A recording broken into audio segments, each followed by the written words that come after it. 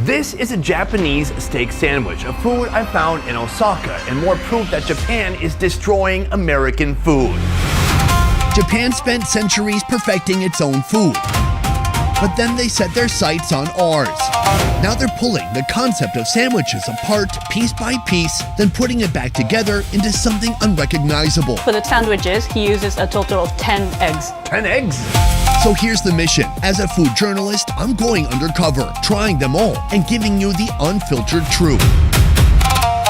To an American, it's a foreign concept putting fruit in a sandwich. It's kind of blasphemous. Are these creations brilliant? It feels perfect.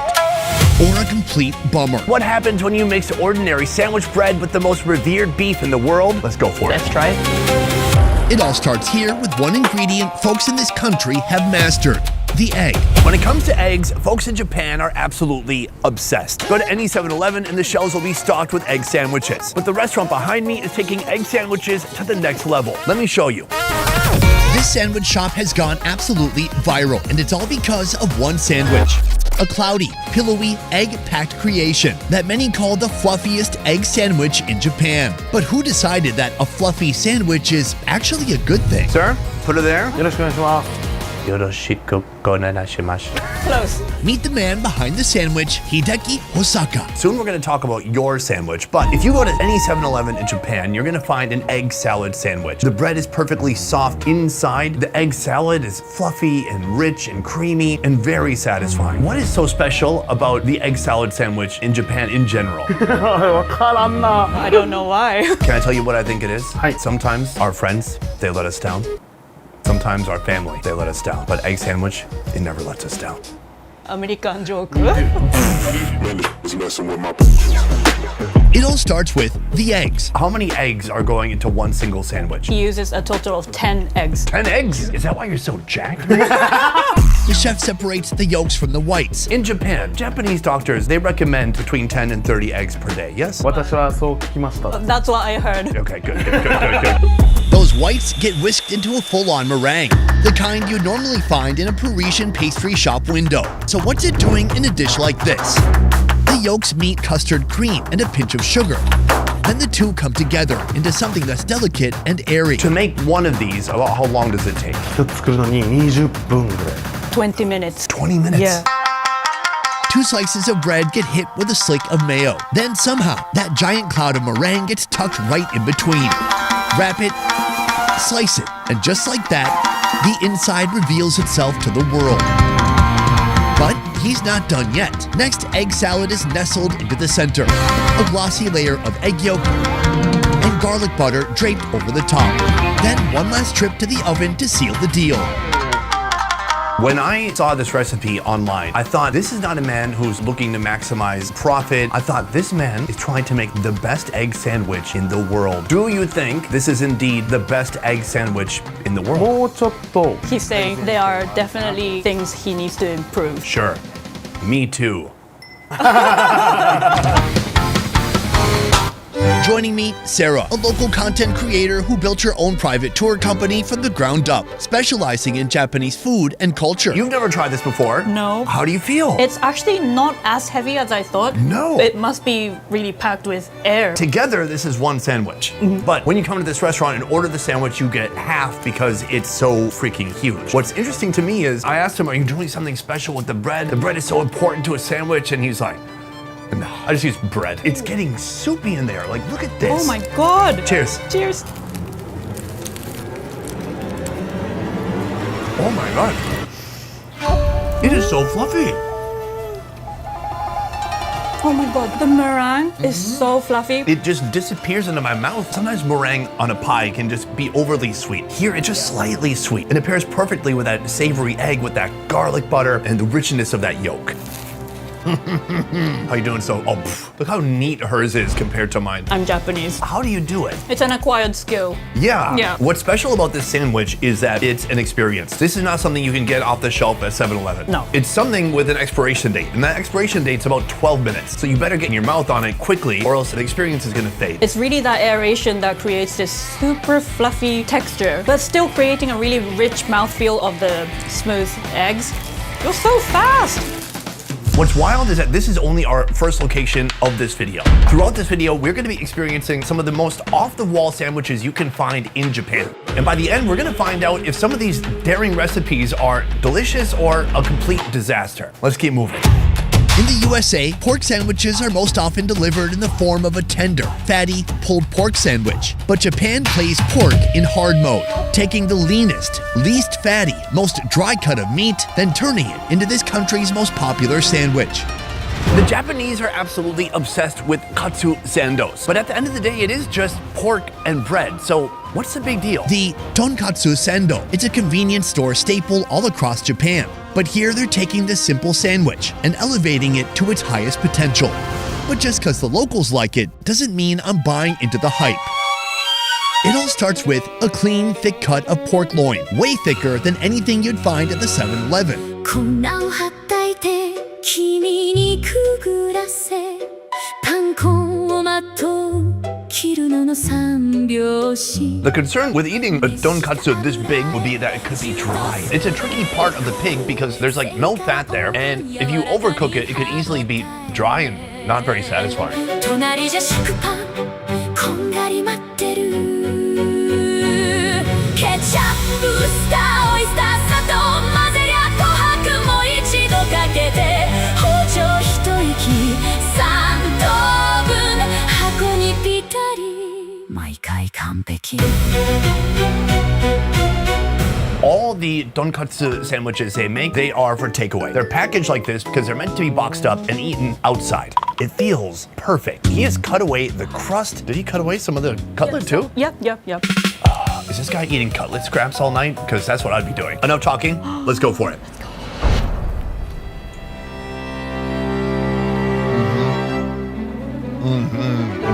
I think the chef knows what he's doing. I knew I loved it before I even tasted anything because my teeth went through that pork so easily. It's hot, it's steamy, it's juicy. That is the softest meat I've ever had in a tonkatsu sando. Like if you get these tonkatsu sandos in convenience stores or supermarket, the meat is really thin and it actually feels like you're just eating sauced batter. But here, you actually taste the meat and the meat is so soft, so tender. This is absolutely amazing. Beyond the texture, there's a wonderful flavor combination here because the pork has a naturally kind of savory, salty flavor, but he's paired that with a sweet sauce or a glaze. So it's a little bit of salty, a little bit of sweet, all together in one bite. Would you like another one? Yeah, I do. Don't worry, I won't take it. Right here, I have the coveted middle piece. Beyond that, this is heavy. Do you have a stripe of fat on the edge of yours? Maybe I just got a lucky piece. You did. You have a lot more fat than I did. No, that's not what I meant.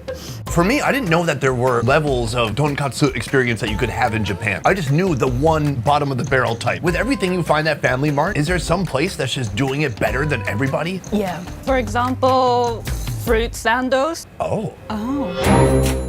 In the USA, the idea of fruit inside a sandwich stops at the PB&J. That is the line and we do not cross it. But inside this next Japanese sandwich, fruit isn't just featured, it's the star. Let's start simple. What is a fruit sandwich? 僕にとっては It's a way to eat fruit.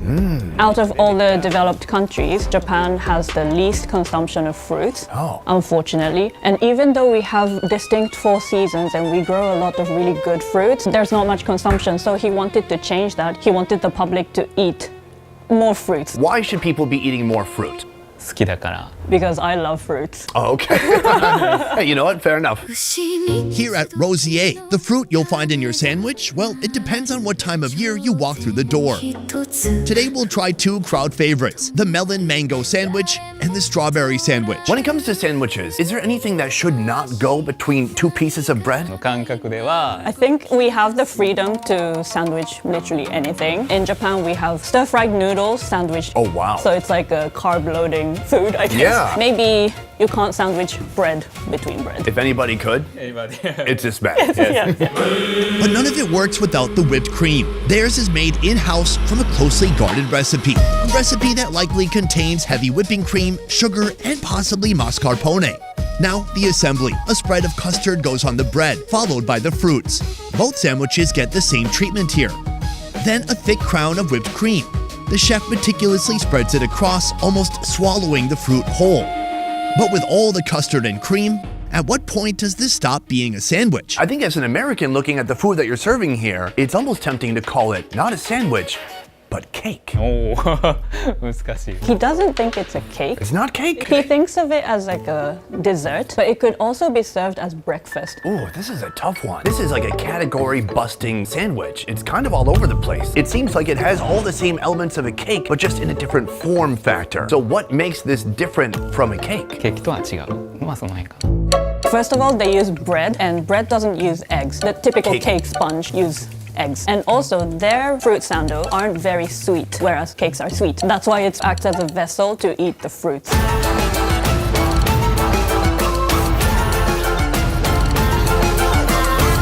So fruits are treated a little differently in Japan compared to the West. We treat them more as like a luxury. We even have a big culture of gifting high quality fruits to people because fruits can be really expensive in Japan. And the fruits you guys have are not as sweet. And in Japan, we have extremely sweet fruits So why do you think Japanese fruits are sweeter than in the USA? because they're grown with so much care. You know, farmers, they snip off some fruits from one tree so that the perfect ones get the most nutrients. You're making me feel like I need to defend my nation. Are you saying Americans don't put care into our fruit? Yes. We have armies of people, mostly undocumented from other countries, coming in to sacrifice their blood, sweat, and tears to make fruit in the USA. And that's not as good as Japan? No. Okay. We put so much more effort into making fruits in Japan. But what about the workers? Are they documented? Yes. I think that's where that little bit of extra sweetness comes from. The thing with me is, if he just gave me a sandwich with cream inside, I'd be fine with that. If he just gave me a cup full of cream with no bread, I'd be even better. To me, the fruit is almost like a necessary evil. I must endure the fruit to enjoy the cream. But perhaps it's gonna be amazing. Please, give it Okay. a shot. Show Okay. us the way it's done. No, there's no way to eat this neatly. Oh, you did pretty good. Ugh. Oh, no. Oh my god. Wow. The sweetness of these fruits are next level. I'm not even the biggest melon fan, but it almost tastes like honey. That is a nice melon. And the cream is so light and fresh. Really, really enhances the sweetness of the fruits. The cream is slightly sweet, but it's not too much. I totally get why the owner said the sando is a vessel for eating fruit. The fruit is definitely the star in here. This is the most popular sandwich at this shop, and I can see why. It's gorgeous. I must say, I'm impressed. It's so light, it's delicate, it's sweet. It is a sandwich. It's not a cake. For me, the fruit is nice, but my favorite part, the whipped cream, for sure. Super light and easy to eat. Final question, is this a food that men and women can enjoy? Because it kind of seems like chick food. Good question. Thank you. I don't think my husband would enjoy this. My girlfriends, they would definitely enjoy this. Oddly enough, when it comes to looking at the opposite sex, men are more visually oriented. But when it comes to the actual food, women are like, oh my God, there's dainty fruit and it's carved up perfectly and it's photogenic. For men, when they see a sandwich, they look at what's on the inside. They look deeper. And it's because we're just more caring, nurturing people, I think. Japanese Wagyu is by far the most expensive beef on earth. But what we're about to try isn't just Wagyu. It's the rarest piece, from the rarest cut, from the rarest beef that exists. And instead of pan-searing it like you might expect, it's gonna be deep fried. The final result will either be the greatest sandwich ever made or one very expensive mistake. How you doing? Soon, I'll be sitting down with the rarest cut of beef I've ever encountered, inside the most premium sandwich on the menu. But first, we're starting with their entry-level Wagyu Katsu Sando. We're gonna get to this sandwich soon, but first I wanna talk about what's inside the sandwich because there's different grades when it comes to Wagyu, and the best, most expensive grade is A5. But what I was told is that you are serving A4.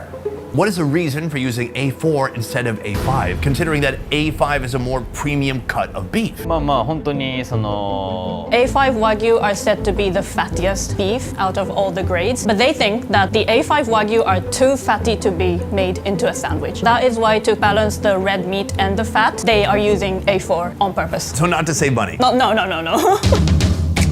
It starts with a trim from the most prized part of the cow, the tenderloin. The Wagyu is from Nara Prefecture, which is quite close to where we are. Maybe this came from one of those deer. Yeah. no dear. Are you sure? Beef. Yeah. The bowing deer? The meat is seasoned with nothing but Sicilian rock salt and black pepper. Anything more would be an insult. It gets dipped in batter, then coated in panko before dropping into scorching oil. My American brain can't comprehend a steak being deep fried, but I do like where this is going. Meanwhile, on toasted bread, the chef adds tartar sauce, built from Japanese pickles, honey, and fresh cream. The fried wagyu goes on top, finished with their house sauce, a recipe this kitchen guards closely. Crusts are trimmed, 4 pieces presented, clean, uniform, almost too beautiful to eat. Almost.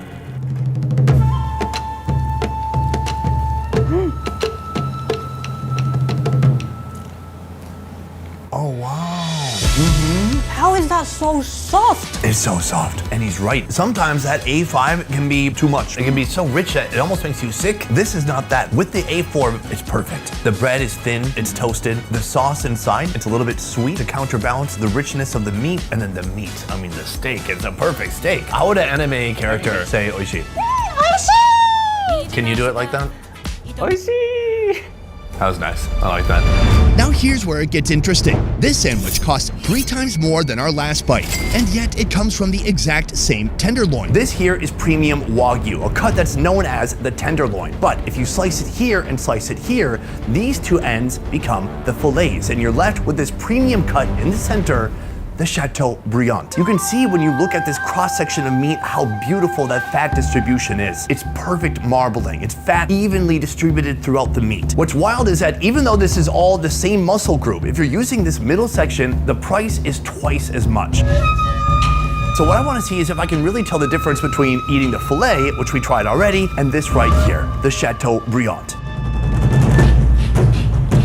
Sicilian rock salt, black pepper, batter, panko. Same as before, but may I remind you that this is Chateaubriand we are talking about. The kind of cut that gets plated in fine dining restaurants worldwide is being submerged in oil.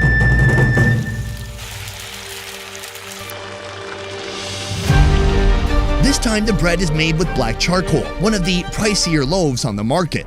It gets a spread of tartar sauce, then the Chateaubriand, then that secret katsu sauce.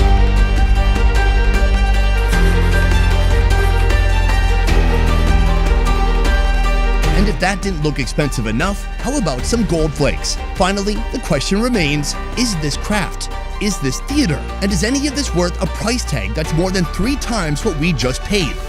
There's only one way to find out. When you look at the differences between this sandwich and what we had already, it looks thicker, right? It does, for sure, yeah. Thicker and fuller. What do you think the reason is for deep frying the steak rather than searing it on a flat top or a skillet? If you just sear the beef on top of a skillet, that's just gonna make a steak, right? So it's kind of like a separate thing. They do their own thing. By them deep frying the Wagyu, it creates a nice panko layer that really absorbs in the sauce, and it kind of, it goes well together. Perhaps the panko is important because it serves as this kind of like sandpaper texture that creates friction that holds the sauce and the bread in place. And I think if they don't have that, the bread, bloop, will just fall off. It will have its own opinion. Sure. Let's go for it. Let's try it.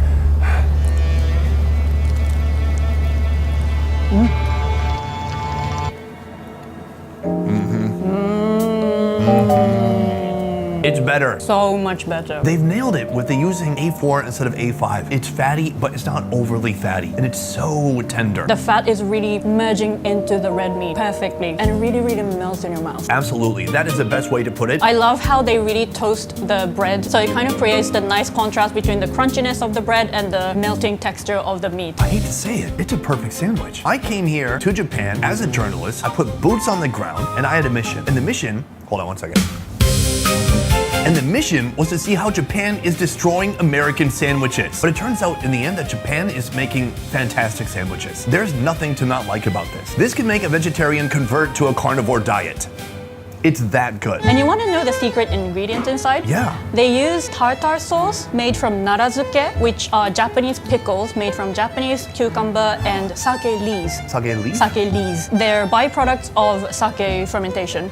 Wow. It really goes well with the tenderness of the meat. My final thoughts on this sandwich is believe the hype. This type of sandwich, you see it in so many thumbnails. It's online everywhere. It's this iconic food of Japan. This is a food that would be easy to overlook, but it's definitely worth taking the time to find a place like this and to really have this experience. It's not just about the food. It's not just about the ingredients. It's about seeing them prepare it in front of you. It's about having this experience that you could really only have here. This is the result of Japanese discipline and commitment to mastery when it comes to something as simple and beautiful as a sandwich. Sarah, today we went to 4 sandwich locations, but I want to know which one you think did it better than the original. I would have to pick the fluffy egg sando. Oh. I've had egg sandos many times in Japan, and I thought I've had enough. But then you have this one, and it's like a whole new experience. The fluffiness was just next level. I loved it. It's interesting to get a Japanese person's point of view because I thought by now you might be sick of egg sandwiches, but my choice is the same. All the sandwiches we tried were delicious, but there's something about that egg sandwich that made it stand out above the rest. It was big, it was fluffy. I think the chef is honestly a genius. I agree. He's the Einstein of eggs. Yeah. If I had 1 million years, I would not have come up with that. It's brilliant. But that is just our opinion, guys. Let me know downstairs in the comments which of these sandwiches you wish you could try from this video. And before we go, I want to say a huge thank you to Sarah. Actually, you guys can hang out and eat with Sarah too, because she's a tour guide here in Tokyo. She does custom tours. So if you'd like to book a tour, go right here to her website. And if you want to see more of her Japanese food content, check out her YouTube channel, Tokyo Foodie Sarah. Otherwise, that is it for this one. Thank you so much for watching. I will see you next time. Peace. Bye. You know what? When it comes to sandwiches, Yeah. there's a couple we didn't try yet in here. Oh, which ones? Well, let's go take a look. Okay.